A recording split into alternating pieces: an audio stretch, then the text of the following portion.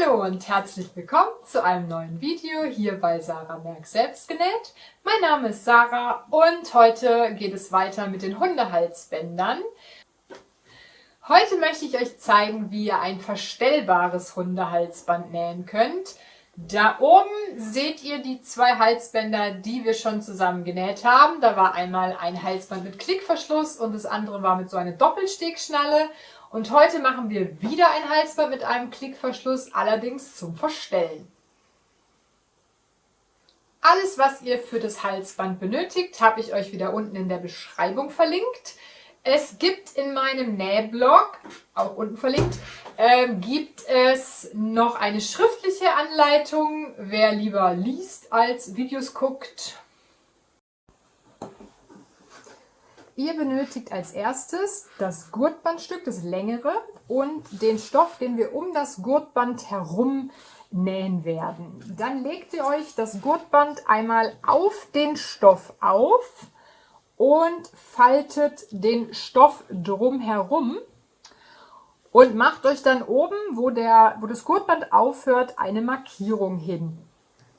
Als nächstes messt ihr euch, wie weit der Abstand hier ist. Das sind 7 mm. Und dann zeichnet ihr euch eine Linie 7 mm vom Rand einmal auf den kompletten Stoff auf. Und jetzt faltet ihr euch den Stoff rechts auf rechts aufeinander. Wem es hilft, einmal drüber bügeln. Und dann nähen wir einmal diese Linie entlang, komplett über den ganzen Stoff. Und auf einer Seite schließen wir hier die kurze Seite mit ein paar Stichen. Ich habe jetzt mit Absicht ein dunkles Garn genommen, damit ihr das schön sehen könnt. Jetzt nehmt ihr euch einen stumpfen Gegenstand, hier einen Stift, und nehmt die Seite, die ihr zugenäht habt, und schiebt die quasi durch diesen Schlauch durch, damit sich der Stoff dann einmal komplett wendet. Hier seht ihr jetzt, wie das obere Teil, was wir gerade am Anfang durchgeschoben haben, auf der anderen Seite rauskommt. Das haltet ihr jetzt fest und nehmt den Stift dabei raus und ganz einfach jetzt den Stoff rausziehen und schon ist er gewendet. Geht super schnell. Dann müsst ihr euch den jetzt, also der ist jetzt sehr, sehr, sehr knüttelig. Den würde ich mir jetzt ein bisschen bügeln. Und dann schneidet ihr jetzt hier den Teil, den wir vorhin zugenäht haben, den könnt ihr wieder aufschneiden. Das war tatsächlich nur zum Wenden.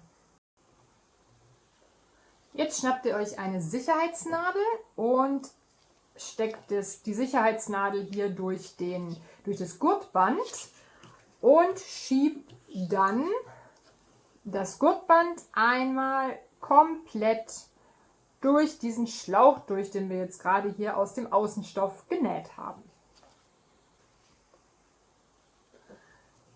Das Gurtband ist ein kleines bisschen kürzer als hier der Stoff. Das heißt, ihr hört jetzt auf, wenn ihr jetzt die Sicherheitsnadel hier seht, und holt die dann da raus.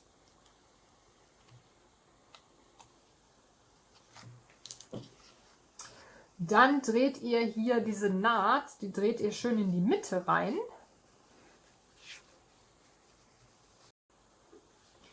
Als nächstes, wenn ihr das in die Mitte gedreht habt, faltet ihr euch die Enden so ein bisschen nach innen. Das ist jetzt auch wieder ein bisschen ein Gefrickel.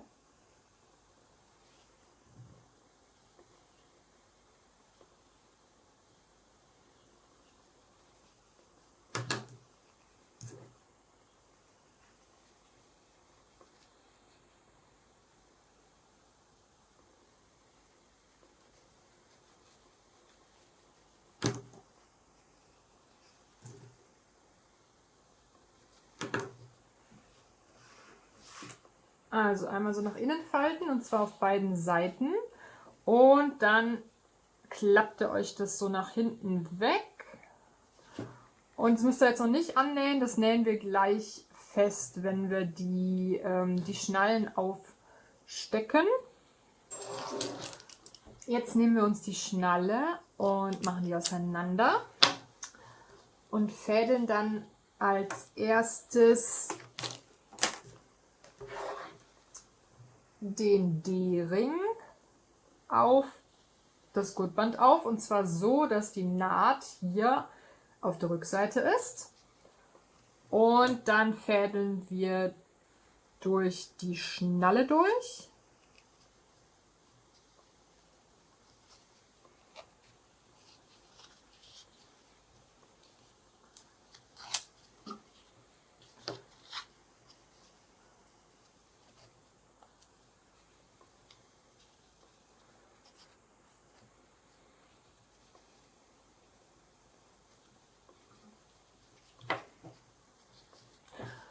Und jetzt nähen wir einmal hier direkt an der Schnalle und den D-Ring schön gerade drauf stecken. Einmal hier vor und einmal hinter dem D-Ring. Und dann noch dieses letzte Zipfelchen hier.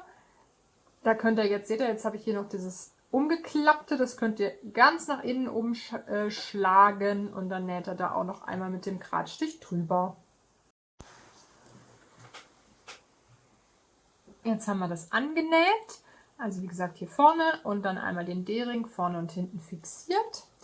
Dann drehen wir das Ganze um und nehmen uns jetzt hier diesen Schieber und dann von unten durch anfangen, den aufzufädeln, dass der so rum ist.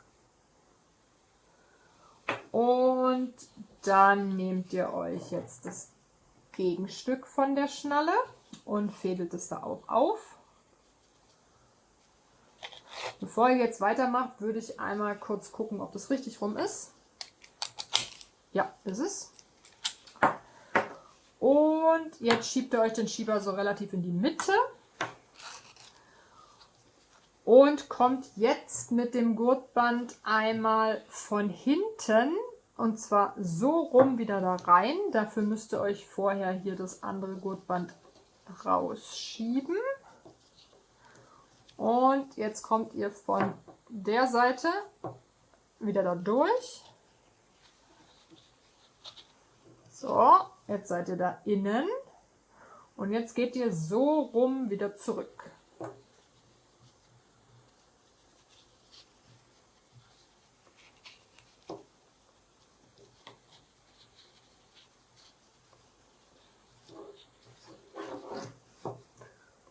So sieht das Ganze dann aus. Und jetzt schiebt ihr das hier noch ein bisschen weiter raus, damit ihr hier gleich Platz habt zum Nähen. Und jetzt falten wir uns hier diesen Endzipfel. Ach, jetzt ist der schon wieder auseinandergegangen. Den falten wir uns jetzt nach innen. So. Und jetzt macht ihr euch das alles weg. Und jetzt näht ihr einfach hier einmal fest.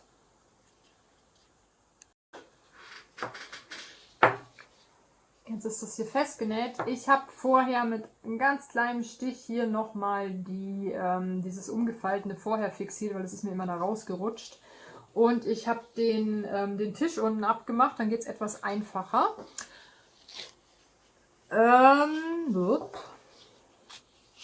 So, also theoretisch ist das Halsband jetzt eigentlich fertig. Also das könnte man jetzt schon so verwenden. Allerdings wollen wir das ja jetzt noch polstern. Und wir wollen das so polstern, dass quasi das komplette Halsband gepolstert ist. Und deswegen brauchen wir jetzt noch ein Stückchen weiteres Gurtband. So, jetzt haben wir hier noch ein Stückchen Gurtband. Das brauchen wir jetzt gleich, damit das Halsband komplett gepolstert werden kann. Ich habe das jetzt kurz der Gerda angezogen, deswegen hängen jetzt auch überall Haare hier dran. Und zwar müsst ihr jetzt gucken, also das ist jetzt die Position, wo es ihr ein bisschen zu eng wäre. Und so stellt ihr das jetzt ein. Also ihr messt es an dem Hund ab. Das ist also die allerkleinste Position, also so ein bisschen zu eng. Und dann guckt ihr, dass ihr das Gurtband hier drauf legt, dass es jetzt hier ein bisschen hinter dem Schieber ist. Und dann geht ihr hier innen dran vorbei und dann sollte es ganz leicht über die Schnalle reichen. Also ich werde das jetzt hier abschneiden.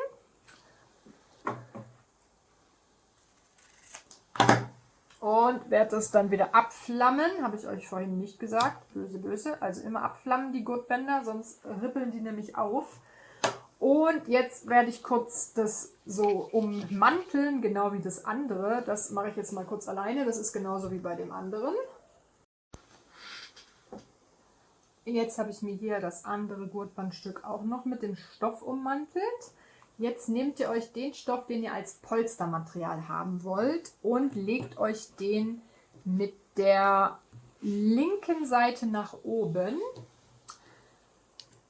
Ich habe jetzt hier so einen ganz dünnen Stoff, den werde ich mir hier vorher einmal kurz umnähen, dass der hier so umgefalten ist. Wenn ihr da einen sehr dicken Softshell zum Beispiel habt oder so ein Mesh-Material, dann geht es wahrscheinlich nicht, aber mit der ist relativ dünn. Den werde ich hier jetzt einmal umnähen. Den Stoff kann man leider nicht bügeln, das ist wie so ein Kunst-Velour-Leder und ja, der ist so aus so Plastikmaterial, das heißt, wenn ich den bügel, dann schmilzt der, habe ich schon ausprobiert. Deswegen muss ich jetzt mit den Fingern bügeln. Also jetzt faltet ihr das nach innen um und hier habt ihr auch wieder die Ecken nach innen umgefalten und jetzt legen wir die Seite mit der Naht auf diese linke Seite von dem Stoff drauf und dann werden wir das hier festnähen und zwar das andere Stück ist mit absichtlich noch so lang, weil da kommt gleich das restliche Halsband dran. Also ihr näht euch jetzt den Teil fest und hier vorne ein bisschen.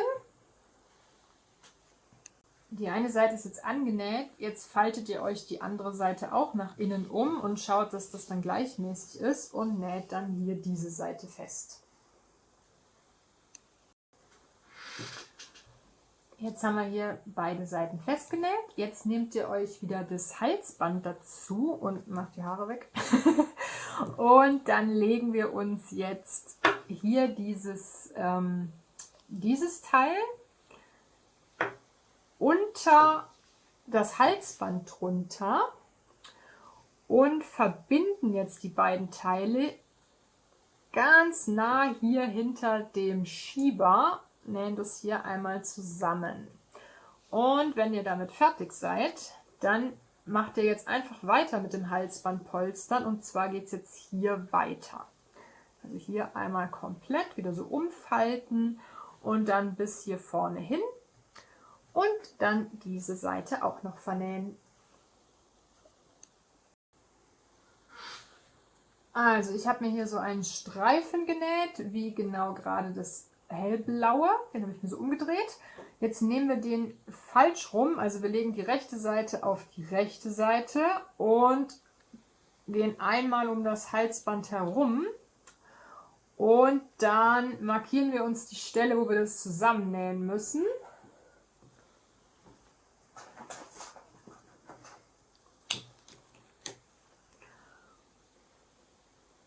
Und dann nähen wir das hier einmal zusammen. Und zwar während das an dem Halsband dran ist. Also ihr müsst es jetzt so zusammenlassen.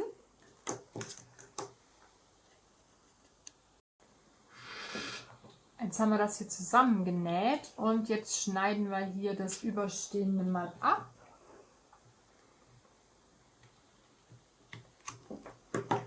Und jetzt wird es so ein bisschen knifflig. Jetzt müssen wir das Ganze einmal wenden, während es jetzt hier dran ist.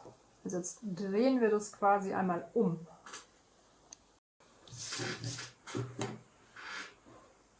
Also ich habe das jetzt umgedreht und dann ist das Halsband auch schon fertig. Also von der Rückseite sieht es jetzt nicht so schön aus und ich würde mir das jetzt auch so ein bisschen zur Seite schieben, damit dem Hund jetzt diese Stelle da nicht irgendwo hin drückt. Also dass er dann den Teil quasi hier an der oberen oder unteren Seite habt.